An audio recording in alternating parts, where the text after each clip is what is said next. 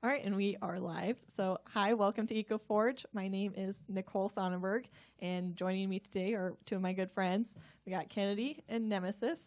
They both focused in sustainability or environmental field when you got a degree at college. So, welcome. Thank you guys for joining me. Oh, thanks for having me. Yeah. Thank you very much. Why don't you say your name? Yeah. So. Oh, well, I'm Kennedy. Okay. And I'm Nemisis. Awesome. Perfect.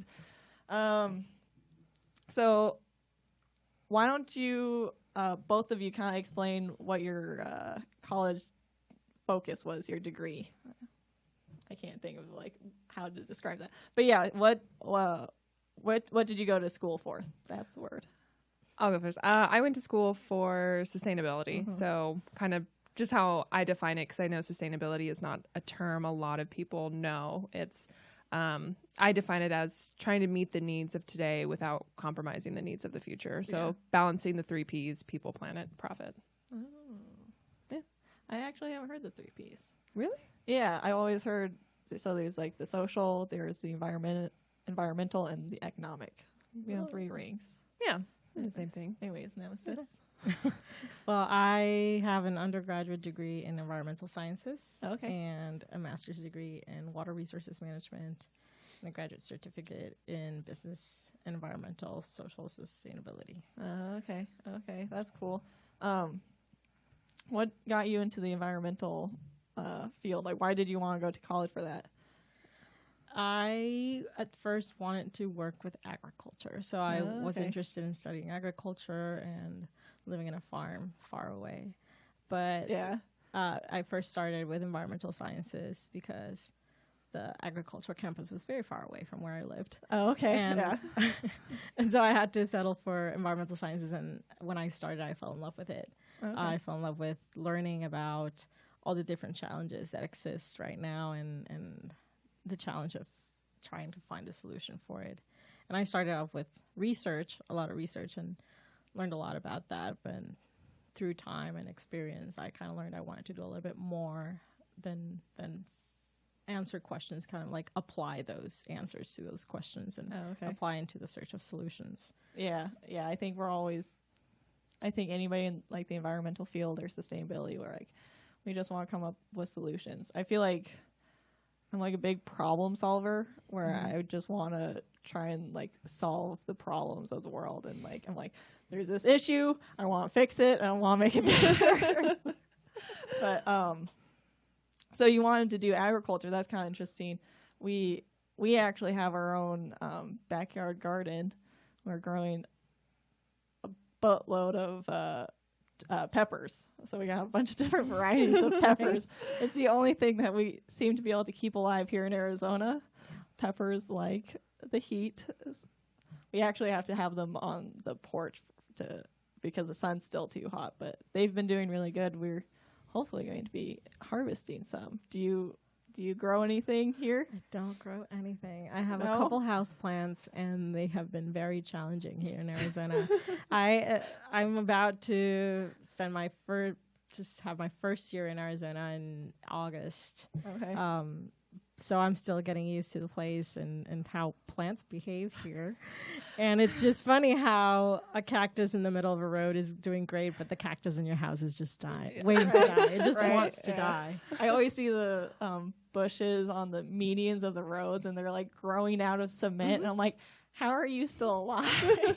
Yeah, but then you have that cactus in the window of your house, and it's just struggling. Yeah. With too much water or too little water. So that's where I'm at right now in my agricultural skills.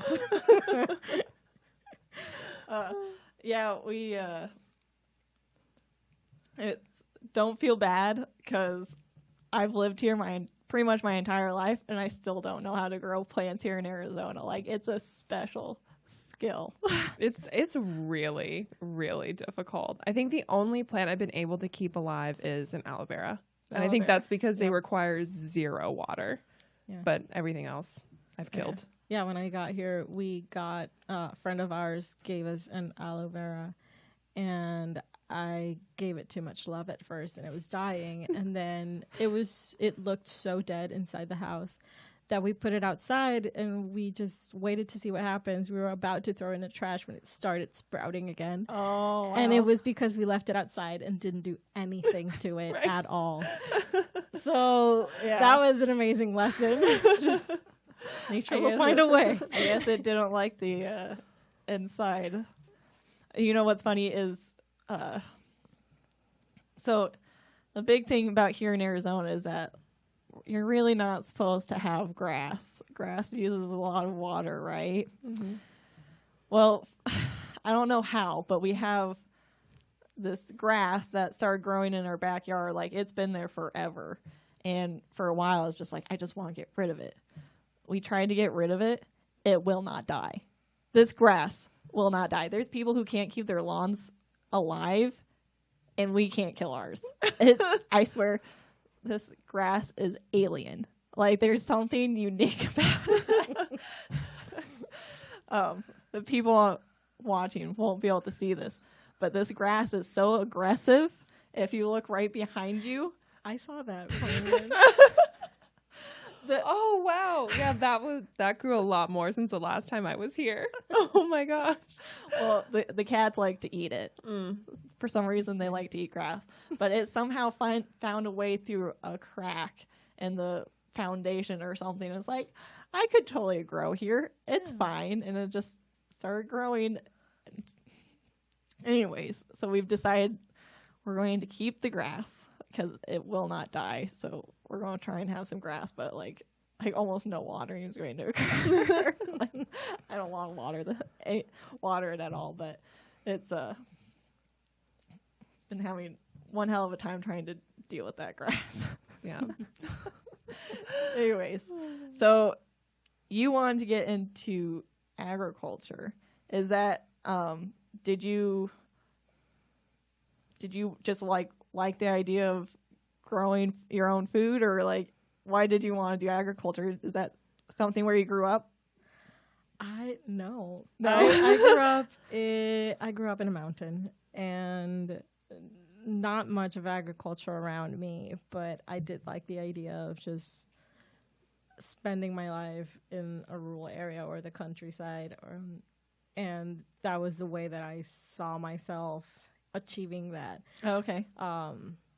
Just living off the land or something like that. But growing up and learning more and learning about the impacts of agriculture by starting a degree in environmental sciences made me see how there is another side to agriculture than just living off the land and a beautiful place and stuff like that.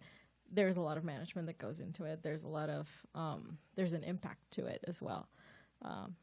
So it was very interesting to learn that it has another side to it, not just what you imagine and the beauty of it, but also how it is important to keep track of the water that goes into it and goes out of it, and where that water goes, or what you put into the soil and where that goes with the water. So Yeah.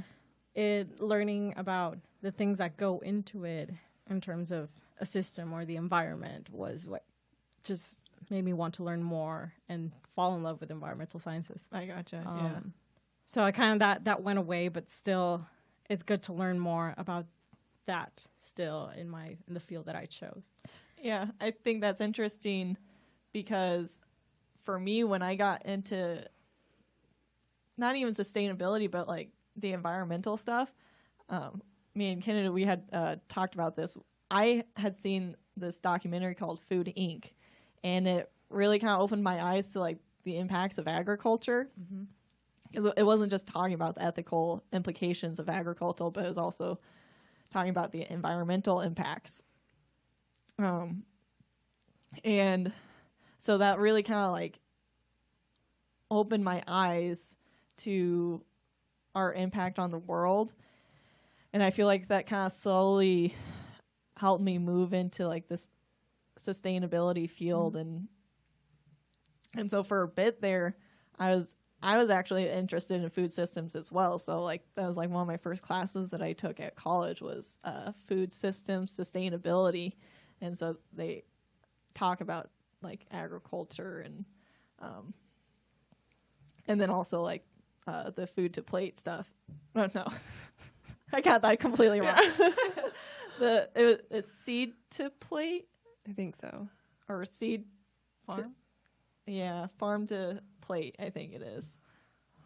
I'm pretty sure. That's the common one. Yeah. Yeah. But yeah, it's because a lot of people don't think about how their food choices are impacting the environment. They just get the radish or they get the steak and they just eat it. They're like, well, that was it. Yeah. But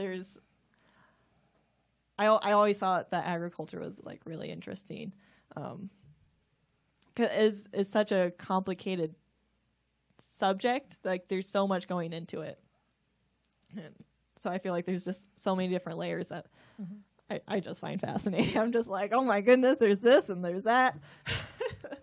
And so anyways, one thing I wanted to talk to you about was, so you grew up in Puerto Rico, correct? Yes. How long did you live there? I've lived there all my life. Oh, okay. I left to get graduate degree in 2017. Okay. So since then I haven't lived there. So 3 years. You ago. miss it? I miss it all the time. I can't wait to go back home, and that is my plan to go back home. But first, I want to gain experience in different places, in different fields, and different agencies, and working in different places. There is so much to learn everywhere, and when I go back home, I want to go back home with as much to contribute as possible. That's awesome. I like that. That's really cool. All right. What do you like better? Okay. So compared to Arizona, what's Puerto Rico like? Is it They're completely different. different? Okay. So, both are very okay. Where do I start? Oh, geez. Okay. Okay. Let's talk about like the climate and like the environment, because Puerto Rico's rainforest. Part of it. So Puerto Rico is super interesting. It's about 100 by 35 miles big. So it's a tiny place. Yeah. Tiny place in the Caribbean, and it has microclimates. Oh. So the Northeast, the Northeast has the tropical rainforest, the only tropical rainforest managed by the USDA in the United States. And that's where I grew up. So I grew up in the tropical rainforest area. Oh, okay. That's and cool. then you have the mountains in the middle. Mm-hmm. And so the mountains generate this shadow effect and keep that rain that comes into the island from the northeast. Oh, okay. So those winds come into the island from the northeast. They don't pass through the mountains, and in the south you got a desert. So it is a tiny, tiny place where you got tropical rainforests, you got the ocean all around it, you got the coast, you got mangroves, you got a desert in the south, and you got a karst rock formations in the northwest. Wow. So you got so many different like little ecosystems within it. So it's to me, Puerto Rico is amazing in that sense. Yeah. You get so much to see. You can go to the beach and then drive 10, 20 minutes and already be in the tropical rainforest. Oh, wow. And just get some warm, hot sun, sand, and then just go to a river, really cold, fresh water. And that's pretty cool. Have you been to Puerto Rico? I've never been. Oh. I've never been to anywhere in the Caribbean. Oh, okay. I'd love to go. Encourage everyone to go. Yes. Right, yeah. I feel like I gotta go there. Is there because there's a lot of what is it called? Hotels and stuff. Like people like go to vacation there a lot, right? Yes, it's a very, very popular tourist place because one of the reasons is it is a U.S. territory, so you get people from the U.S. to go there. They don't have to take a passport or anything. Yeah, that's true. So you can just go in there and stay there. But a lot of people go in the summer and in the winter to escape winter Oh, yeah. in the U.S. In the north, yeah. Different places in the north of the U.S. Oh, okay. So it is very popular. So there are areas that are definitely the tourist areas, and then the other areas are definitely I gotcha. local or mixed areas. I gotcha. Yeah, it seems like a very pretty place. It's beautiful. Yeah. Yeah. So I always, I don't know. What is like the culture like? I feel like it must have been kind of like a shock coming to Arizona. Like, is it like, is our culture kind of like a lot different than Puerto Rico? Yes. It is very different. Let me see. I'm trying to remember my culture shocks when I got here, but it depends on what thing you want to look at. A culture is such a broad term and can involve anything. But for example, something that we talk a lot back home is Christmas. The holidays. It's something that is full of so much festivity and so much unity and a lot of people seeing each other, and that's something that I haven't experienced here a lot. Oh, okay.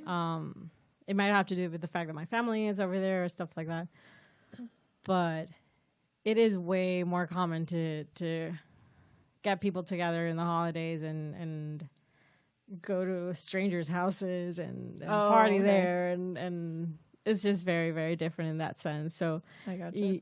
Whenever you encounter someone from Puerto Rico, they will always try to go home in the holidays. They will always try. So, and I've had moments in which I've missed it, and it's just, it sucks when you miss it.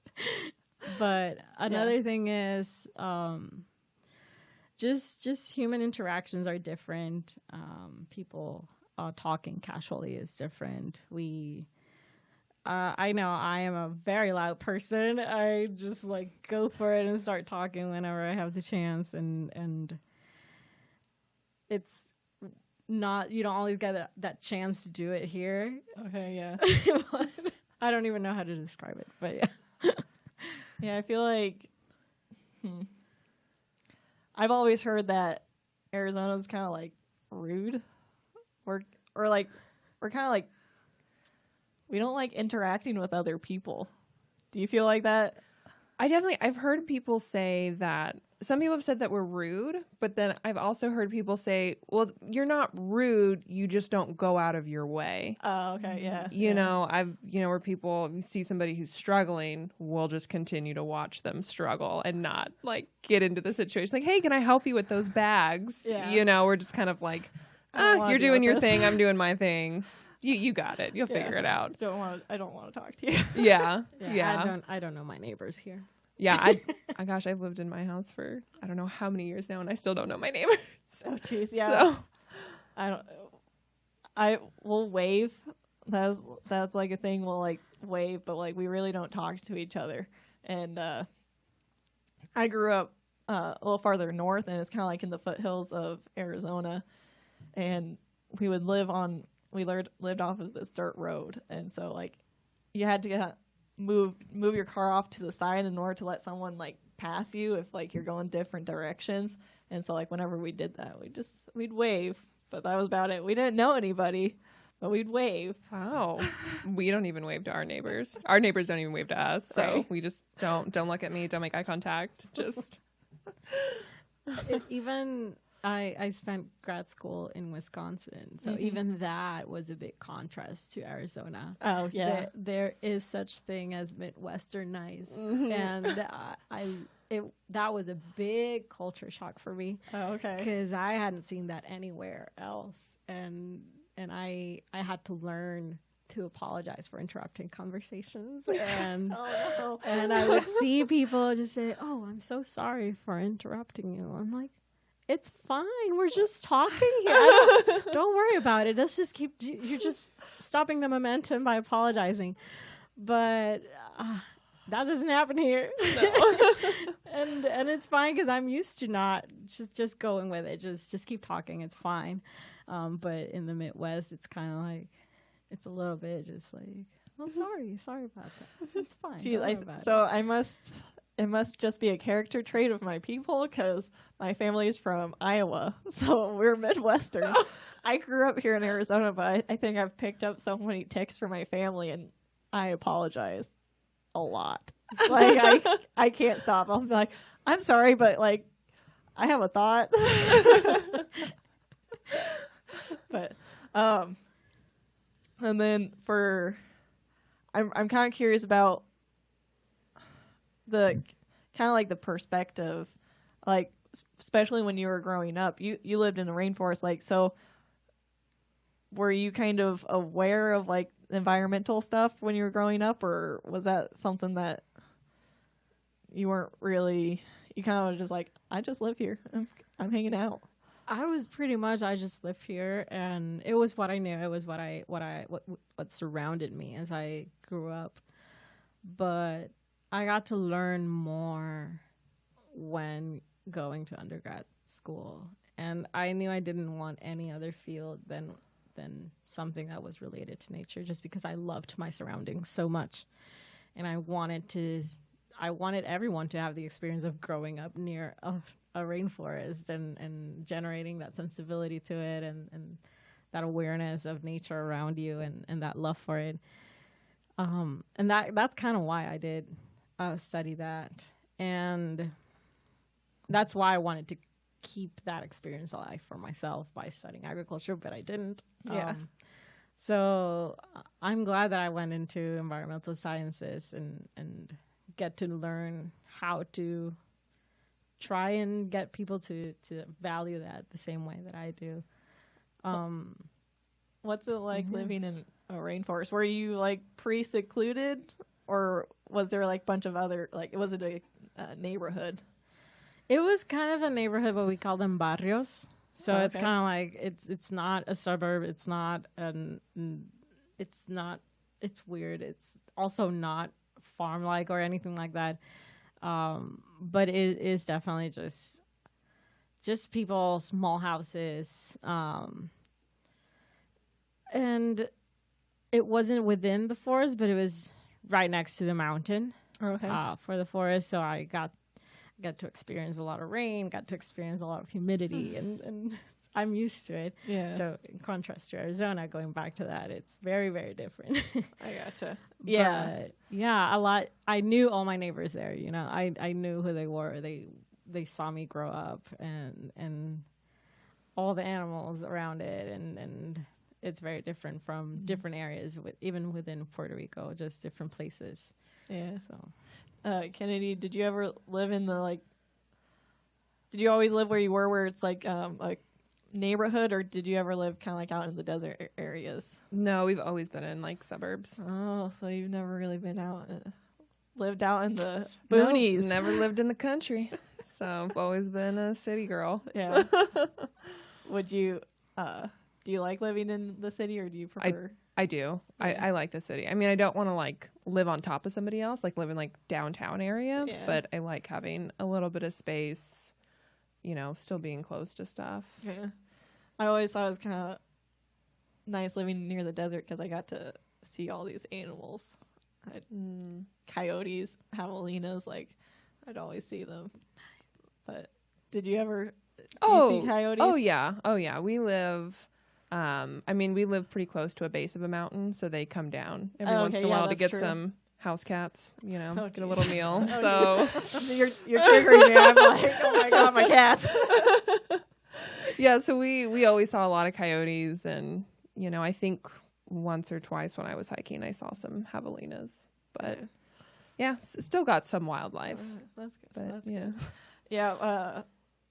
My uncle, he lives in the Midwest, and I don't know, I guess my family who's never really lived in Arizona, they'd always come in here, and Arizona's just so unique because we got all the cactus and it's like desert, and I guess people think sand dunes maybe, and we still have like a bunch of plants, and he would just like, I don't believe javelina exists. Like, I think you're just making that up.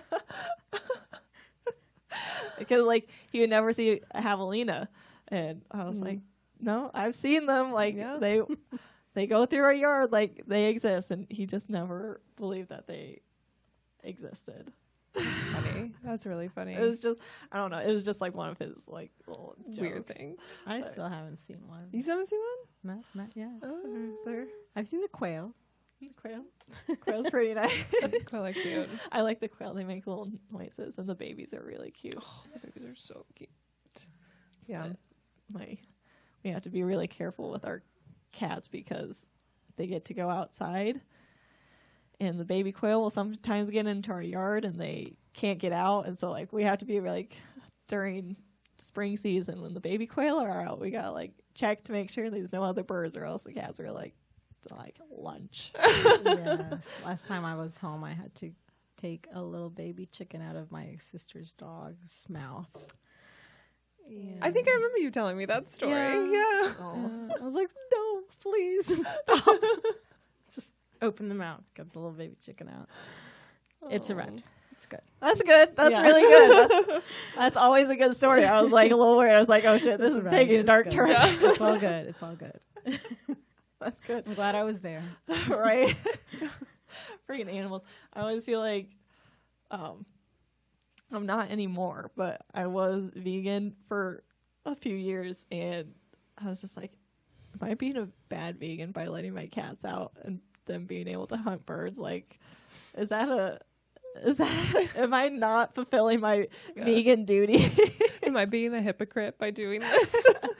Like, technically, they're a lot happier if they go outside, so it should be fine. I mean, circle of life. Hakuna I think Matata. there are things now to avoid your cat from taking a bird. There's like a colorful necklace or something. Oh, or sometimes they'll have, like, bells. Yeah. So that way the birds just fly away. I don't know. I don't know if they're effective. My cat had a bell, and she still got lizards, birds, bunnies. She got it all. And I'm like, and she didn't even have her front claws either. So I don't know how she was savage, that one. So I don't know. I don't know if getting a bell would stop your cats. Yeah, I think they learn how to walk, so it doesn't like make noise. Our cats are vicious little. They are killers. Little, call them psychopaths. It's an accurate word. Yeah.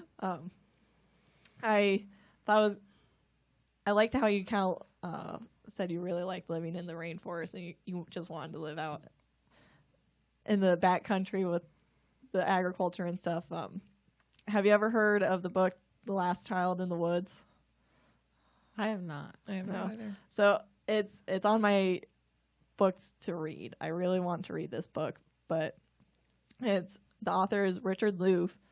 I hope I said his last name correctly. Louv. And he writes about this thing called nature deficit disorder. And Keel's messing up some stuff.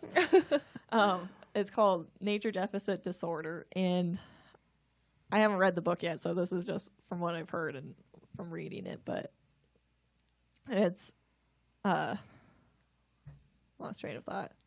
All right. So basically it's talking about how these kids have been growing. Kids are now growing up more in the city now more than ever, and how he has a theory, and he's done like a lot of research on it, that it's actually having mental and physical impacts on children and people living outside of nature and not really interacting with nature at all. They're just living in these concrete cities. And I don't know, I think it's a really interesting, like, yeah, it's a really interesting concept. And I don't know, do you feel like that when living in the city? Like, do you feel like you have these mental impacts? Like, sometimes I'm just like, I need to see trees. I completely agree. I've especially with this pandemic lockdown and stuff like that, we spend a lot of time indoors. Yeah. And I've had moments in which I talk with my partner and I'm like, we need nature now. We need to get out of here, and even if it's just driving by nature or something, and also water. We need to see water. Yeah. So I understand that deficit, and I can feel it in the form of desperation sometimes if I spend more than a week just indoors. Yeah. So it's kind of hard. Yeah. No, I feel the same way. Even now, just like during the day, just during my lunches, I'll just be like, I just really need to go for a walk, and I'll ask Alexa what the temperature is. She's like, it's 112, and I was like, I don't care. I need to get out of here. Yeah, so. We've been doing little loops around our backyard. That's me walking. Honestly, I'm just trying to get steps in. Me and Caleb were having a competition, physical competition, and I don't know what the heck he does. I think he cheats. But he somehow gets so many steps in during the day, and I'm just struggling just to get like 5,000. It's so annoying. He just constantly walks. Yeah. I'm like, no, you're cheating. Or I always say there's something wrong with my watch. Yeah, it only picks up every other step. It's the watch. Yeah. So Kennedy, do you ever get like stressed and stuff, like sitting inside, especially during this like lockdown and everything? Oh, 100%. 100%. I get cabin fever. Right. And I need to just get out and do something. Like I really don't care. We, a good friend of ours has a cabin up in Payson. And so every once in a while we'll go up there and just do a lot of hiking and just sit on the porch and just be like, just being in nature just relieves so much stress. Yeah. I think that's really important. And I'm sometimes just like, we need more trees in this neighborhood. I don't know if you saw, but like there are no trees, and like the few trees people are cutting down. I'm like, no, you need to grow more trees. They just come down because they're not helpful, I guess. But so especially with like the lockdown and everything, and everybody's telecommuting, like how do you guys feel about like the environmental impacts of the coronavirus?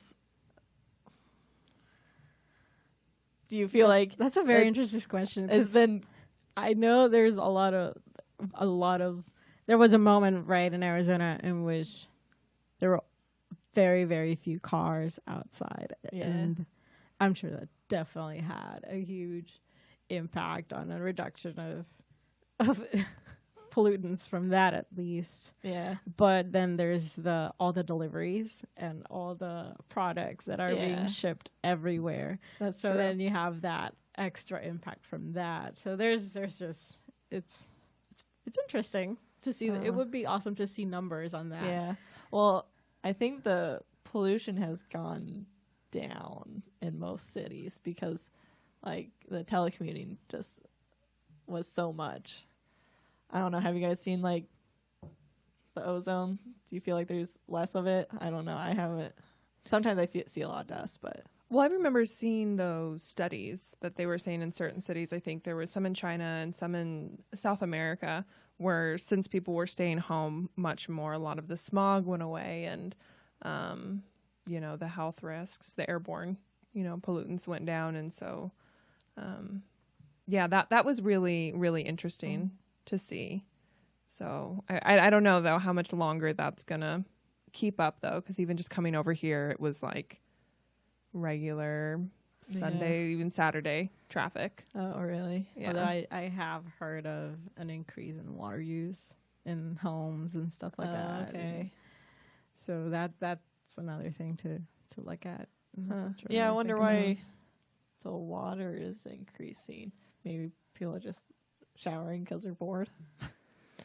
Or maybe since like the kids are home. I know now there's more people using and trying to water balloon fights, or we need to fill up the pool more, or water the grass more, or do more yard work. I know in Puerto Rico there's been more water use, more like washing hands, more people in their homes just filling up a pool and just to have fun and finding a way to have fun. And right now I believe we're we've had a very dry season and a dry wet season as well. So we're kind of seeing a decrease in water supply in Puerto Rico. In Puerto Rico right now. Okay. So we'll see what happens with that. Yeah.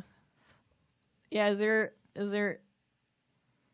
Because you just have to use wells, right, for the water source? Mainly, yes. We it depends on where you are. There's use of river water in the northeast, groundwater mainly in the northwest and the center as well, and also in the south. So there's a lot of groundwater use and a lot of river use as well. So I gotcha.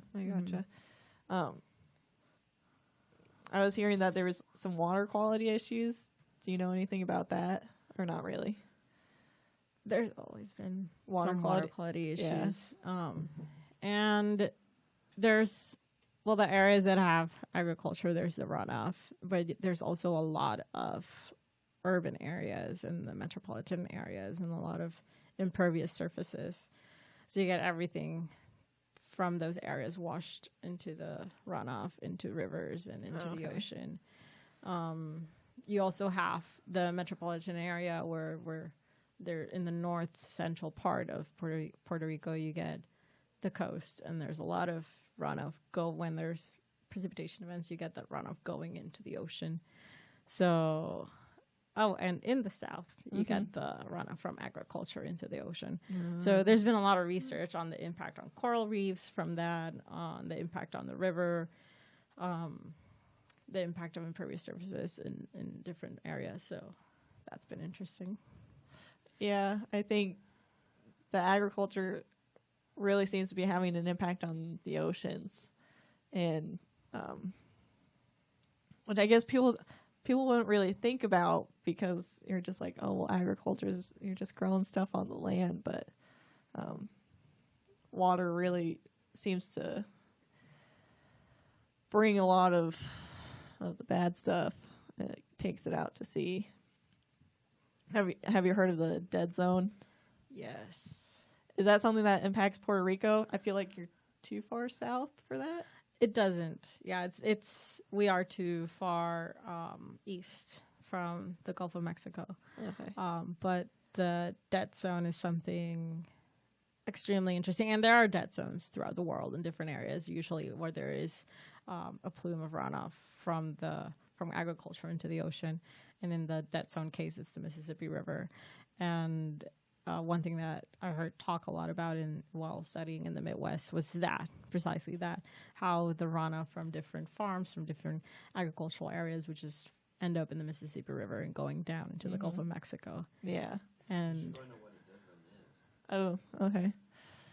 Well, a dead zone. Please help me, you guys. You're going to throw out terms, explain what it is, people who don't know what a dead zone is. Yeah, that's true. So a dead zone is pretty much where there's a bunch of nutrients that come into the water from agriculture. So for agriculture, they add a bunch of stuff. So they got fertilizer, and that's like nitrogen. They got phosphorus. Phosphorus, yeah. Yeah, those stuff. And that comes down through the rivers and into the ocean. And what happens is that bacteria, phytobacteria, plankton, or is it phytoplankton? Yeah, so it does what it was made to do. So it fertilizes. So you get all these,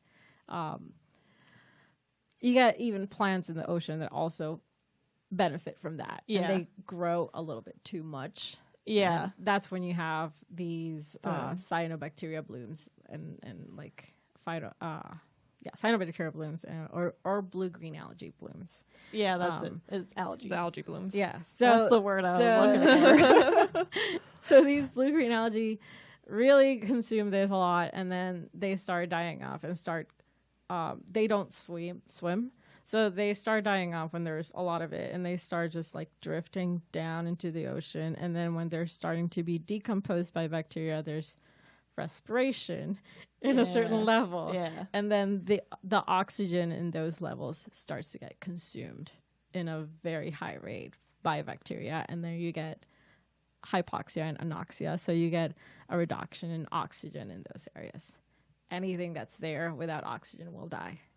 Yeah. So pretty much these areas there's no oxygen, and so like all the fishies can't survive there. And I think the coral, well, I don't know if the coral has an issue, but like a lot of the sea plants and mainly the fishes have an issue of surviving there. So yeah, and coral benefits a lot by the different populations of fish. So when you take out key species from different places, you get an impact in the whole food chain. For example, for coral, there's this little creature called zooxanthella, and the zooxanthella helps the coral with photosynthesis and like providing nutrients. And when the zooxanthella leaves the coral, you get coral bleaching. But that also happens with high temperatures in the water or acidification. Yeah, that's true. Because coral's a unique species where it's like there's a symbiotic relationship there. There's other things going on. Have you seen the little shrimp that they grow in they live in a certain coral? There are these little baby shrimp things, and they go into these little holes of the shrimp, or no, sorry, in the coral, and then they end up growing, and they end up getting too big to get out of the coral. I haven't heard about those fish. Wow. And so what do they do? Do they just live know. there? I think they just kind of get trapped in there, and like I think they still can eat. I don't really know what happens to them, but like Wow. And so you're just like, That's interesting. there's little shrimpies living. Oh I feel like I'm too close to the mic. Anyways, you guys are both doing great on the mic. Thank you. I feel like I'm the one struggling. Wait, no, I have a question for Nemesis. So since you were doing a lot of your work in the Midwest and they talked a lot about it, what was their viewpoint kind of on this? Did they offer up any solutions? How did they view the problem as like something that's really crucial? You know, were they kind of taking I don't want to say blame for it, but I mean, it was kind of that community incentive to make change. Yeah. I'm just curious what their thought process was. Well, I did not work with agriculture, but I was in the University of Wisconsin, and they definitely do have the agricultural department, and the university was created and funded for agricultural research in the first place. So do you think it was biased or? Yeah, I guess that is closer to what I'm trying to get at. Trying to dance around it. I wanted to get to the point where they are researching a lot of best management practices and trying to figure out what are the best management practices to avoid this from happening. So avoid Rana from happening. But I think there's a lot of scientific research happening. And on the other hand, unfortunately, you have the policy happening as well. And the policy has a lot of there's a lot of policy decisions that unfortunately do not take into consideration a lot of the water runoff that comes out of farms into the ocean. So, for example, you got the Waters of the United States rule that was recently changed. Yes. And that in part was a lot of work from farmers trying to get to lessen restrictions and what's the word that I'm looking for? Regulations on those intermittent streams that come out of farms, because they're not you cannot just discharge into a river or something like that, but when you have this runoff, it turns into an intermittent stream or something like that. And those regulations were just brought down recently. I actually don't know too much on that. Was that passed recently? Was that statewide? Was that all of the U.S. or was that just a couple states? Do you guys know? I think that was for the entire U.S. It was an amendment to the Clean Water Act. Yeah. So that What was it? the change, a little bit of a tweak in the definition of the waters of the United States when the Clean Water Act regulates the discharge of pollutants into waters of the United States. So when you define what waters of the United States is, then you can protect so many waters, bodies of water. Yeah. Except the amendment was, well, intermittent streams do not count as waters of the United States, or even sometimes wetlands don't count as waters of the United States. So then you lessen that protection on that water body, and you allow some form of discharge into it. It could be industrial discharge or agricultural discharge. I gotcha. And it depends on the case, but that's kind of like a little bit of a preview on it. I would encourage everyone to read a little bit more on it before. That's pretty crazy. Yeah. What do you know? Why were the farmers wanting to do that? Was it just so that they could have more access to water? Do you, if you don't know, it's okay. Well, I think cleaning this water before it comes out requires an investment of energy and funds. So I can't speak for them, but that's what I would imagine. Okay. Yes. I'm sure there's reduce costs. A lot more information out there, and people should look into that. Yeah. We're not experts. I'm not an expert on that. We don't know. Yeah. Okay. Yeah, that's really interesting. Is there a lot of agriculture in Puerto Rico? There was in the past. Oh, okay. There was more in the past. So in a long time ago, the economy of Puerto Rico is based on agriculture. So it's sugarcane, tobacco, and citrus fruits. But with industrialization going into the island, people were moving from the rural areas into the cities and working more in industries and stuff like that. So right now, there is some production of coffee, some production of sugar, and stuff like that. But we import about 85% of what we consume into the island. Yeah, and is that one of the issues that they're facing right now? Yes. Yes, it is. Because that's kind of something related to specifically islands that a lot of islands face. And from what I don't live on an island, so I have very limited knowledge, but there's talk of island sustainability. Is that something that do you feel like they talk about, especially when you were going to school? Was that a discussion? Yes.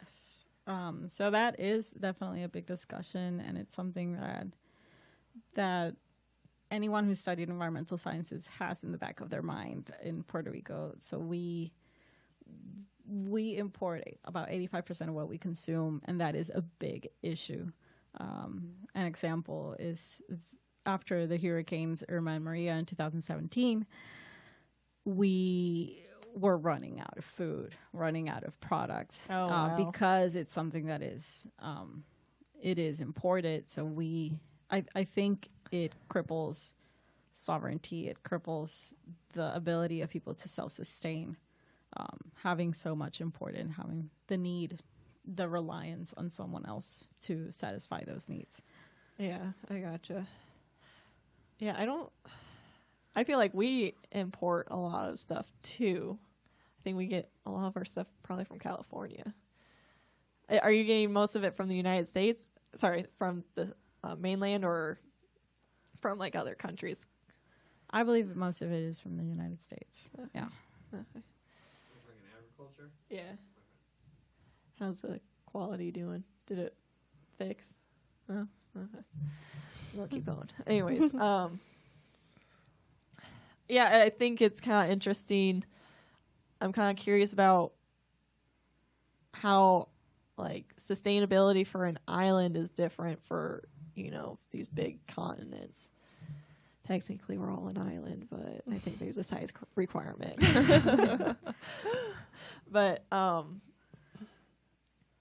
yeah, what do you feel like the environmental or sustainability issues that Puerto Rico or any island faces is probably different than, say, here in Arizona would face? Definitely. And I think sustainability issues are definitely a place by place, are place by place situations, and they're all different. and they need to be tackled in different ways. And there is a big contrast. The part that we are an island and import all those products is one of them. And I think there's a need to figure that out, to see how can we reduce that and try to empower ourselves and have that self-reliance in different ways if possible. It would be it would increase resilience to climate change and resilience to food insecurity and stuff like that. So that is one of the issues, definitely, in sustainability. Yeah. Yeah. It's kind of going to, well, yeah, I think that's interesting. And I feel like for an island, it's, you kind of have to be able to be self-reliant. Like, obviously you can't really be completely self-reliant. Like, there's trade is important, but like if stuff goes bad, like you need to be able to take care of yourself until things get fixed, right? Because that was like one of the issues with the hurricane. So I think that's something important. Like you can't always rely on other people to like help. You gotta be able to do it yourself. So it one of the things I think, well, I think that islands are having an issue with is there like a plastic problem? Yeah. Really? I can't tell you the numbers right now, but we have a lot of landfills. And in the past, when industrialization began in Puerto Rico, there was a glass factory, and glass would be recycled and turned into new glass. But once that left the island, there is no more glass recycling. And I know that if there is recycling gathered, the United States has to take it out of Puerto Rico. So we have to ask someone else to take it out of the island. Yeah. We don't have recycling processing plants in the island. So that is definitely that it can be an issue. Can be another issue. Yeah. Yeah. How do you guys feel about all the single use going on? It bothers me. It bothers me too. It's really hard. And I think right now we're doing a lot more single use because of the virus. And I get it. It's hard to be sustainable when it comes to health. I mean, I totally get that. But it's really frustrating when, the grocery stores are like, don't bring in your reusable bags. We won't touch them. We won't. So, and I think they do that. I bring mine. Oh, really? I didn't know that they did that. Oh, yeah. I'm sorry. We got like in trouble one time and they're like, no, we won't. Yeah. We won't touch these. My bad. So, yeah, I think it's frustrating and it's hard. But yeah. We were trying to do the reusable grocery bags, and then we also had reusable produce bags.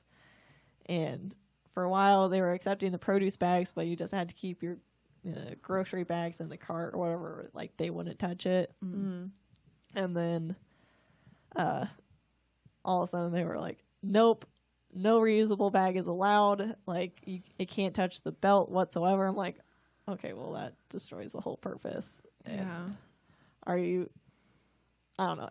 It's bothering me, but, like, I don't know if there's much we can do about it. No, I think with the climate in terms of the virus that's going around, I don't think that's going to change anytime soon. Yeah. I don't think that's a priority for people right now, unfortunately. Yeah, health is kind of the important part. Yeah. I'm going to do a thing where I think I read an article, but I don't know where it was from, but I think they were saying that like reusable containers really aren't as bad as like transmitting the virus as people originally thought. So like it was one of the sustainability Instagram pages that I follow. They were talking about that. Sorry, I'll try and remember who said that. But or like the CDC or something that has been like it really isn't carrying the virus as bad as we thought. Like reusable containers should be okay, at least in the future. Probably not right now. Or like your reusable bags and stuff. Oh, okay. So Yeah. saying like putting your reusable produce bags on the conveyor belt won't pick up the virus and hold on to the virus and carry it to somebody else as strongly as they thought it would. Yeah. Okay. Yeah. Like, because I don't know if this makes me a horrible person, but I was just thinking like, well, yeah, but you can put like these products on the conveyor belt, and it's like someone could have coughed on those, someone could have touched their nose and then handled it and then put it back on the shelf. Like me using my reusable produce bags where I wash them after every use. Like, how could it? I know. I feel like there's so many other ways. If somebody picking up an apple, they wiped their nose, picked up an apple, and it's like, oh, I don't want this, and put it back down. You know, it's like you're more likely to get sick from doing that, probably. You know, I don't know, Yeah. but I totally get it why people are, you know, being very cautious. I mean, this virus has been causing a lot of pain and suffering. So, Yeah. I mean, I totally get it. And Yeah. if we don't want to recycle right now, let's not recycle right now. But we Yeah, can put let's that not on pause for a second. But, you so know, upset people, but this is a big thing. And, you know, but I like that someone's looking into how the virus is transferring from, you know, product to product. yeah. I mean, my bags, like we handle them a little bit when we're at the grocery store, and then we just stick them away in the closet, and like we never touch them. Like I feel like it couldn't possibly be carrying the virus. Like it sits there for a while, but I don't know. Yeah, I don't know. You read so many things where I think I heard from some, you know, that, it could live on stainless steel for like 3 days. Okay. So I'm like, I don't know how true it is, but I guess I'll wipe down my stainless steel appliances now. Gives you a reason. To Gives clean me a them reason more. to just clean even more. Give me something else to do. Yeah. So Is the virus kind of impacting you guys and like what you do? I don't know how sustainable you guys live. Be careful what you say. I'm just kidding. I still do my recycling, and I still take my stuff into the recycling bin. Yeah. I still do my small actions in terms of water use in my home. I do wash my hands a lot, but I turn off the faucet or the kitchen or the sink while I do it. So in terms of that, there is no car use almost. Right. Yeah. So I think at least in Arizona now, my electric bill is going up. So that's one fact that is going up. Yeah, I think more electricity is being used. Yes. What about you, Kennedy? Do you feel like? I mean, for the most part, I feel like I'm doing pretty much everything the same. I'm still recycling. I'm still reusing as much as I can. You know, we still wipe down our bags if we reuse them, you know, stuff from the store. Yeah, I don't really feel like much has really changed for us in terms of like sustainability, Okay. you know. Have you guys gone out to eat? We have gone out to eat. I know. They were. Yeah. I'll just say it was when we thought everything was okay, and it Yeah. wasn't getting worse. Yeah, exactly. No, but we do try to use, well, at least I do, try to use not the paper masks, the cloth ones that you can wash and reuse again. Yeah. So I do my best to get those and boil it and keep it clean. You boil your mask? Yeah, you clean it, you put it Did in it? boiling water. Did something happen? No, I was gonna say all the masks in the ocean. Oh, yeah. Seen all that? No, I haven't. All the single-use masks that are taken out of the ocean right now. Oh. It's insane. Oh my god. Yeah. Fabulous. Yeah, that's why I was kind of like the plastic. All the gloves, all the masks, Yeah. set it up in the ocean right now. It's they're just pulling it out more than straws, more than anything. Yeah, it's pretty bad right now. Yeah, and I know several people in the healthcare field, and they're using the paper mask if they have access to masks, because like, okay, you can reuse them every single day. Oh, okay. And it's like they're just going into the trash. Yeah. You can't recycle. And so many people, from what I've heard is, before you can enter in a building, they're like, hey, you need a mask, and they offer them, and then people, when they leave the store, just take them off and throw them on the floor. They're just done with them. And I'm just like, come on, at least get it in the trash. Right. At least do something. Yeah, I've seen people leave gloves in the carts, the grocery carts. It's like, why? Why do you do that? Yeah. Yeah. Yeah, it's a interesting world right now, and I feel like there's been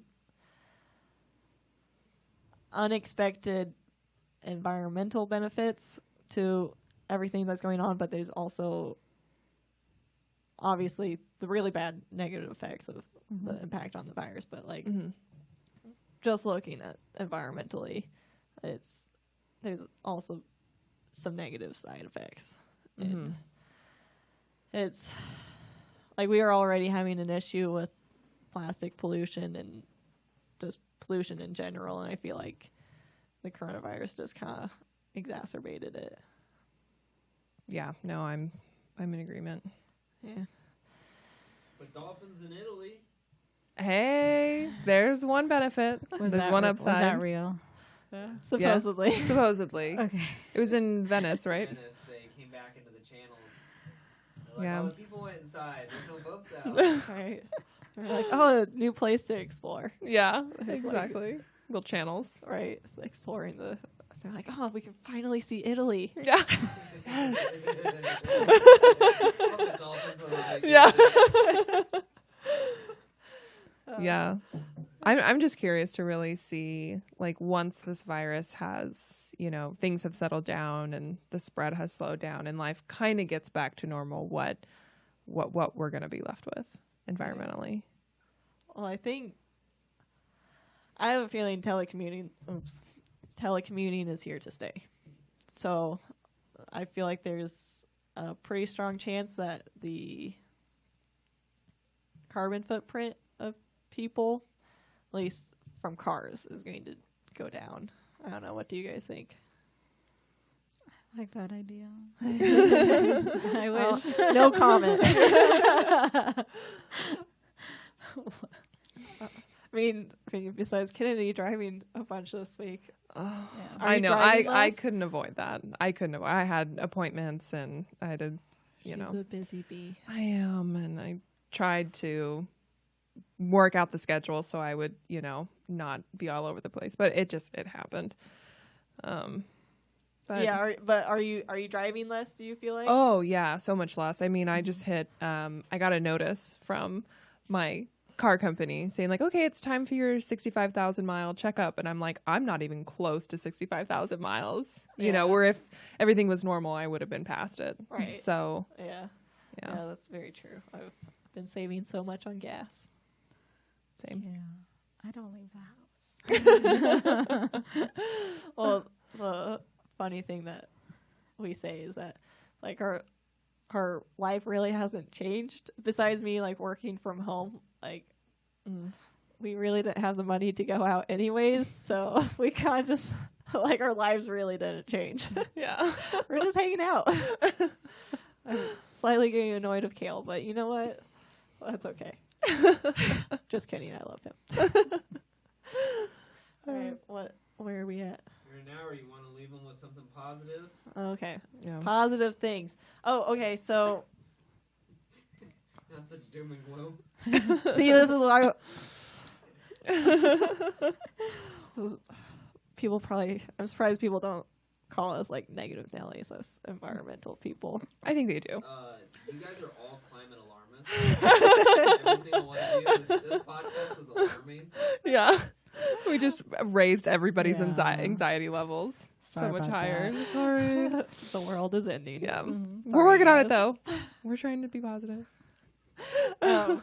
So one thing I wanted to ask is about Puerto Rico is that like, do you think people are trying to make things more sustainable? Is that like a goal? Do you know? Is that something? I think it depends where you look. So right now, for example, after the hurricanes, there was a lot of acknowledging how we need to be more self-sustaining and we need to be more self-reliant. So I know there are organizations and there are groups working towards that resiliency. And I know there are organizations working towards more solar power. We're in an island. We get the sun all the time, so why not? And I see there's a lot of positive things happening here and there, but mainly people who get together and acknowledge these changes and work towards them.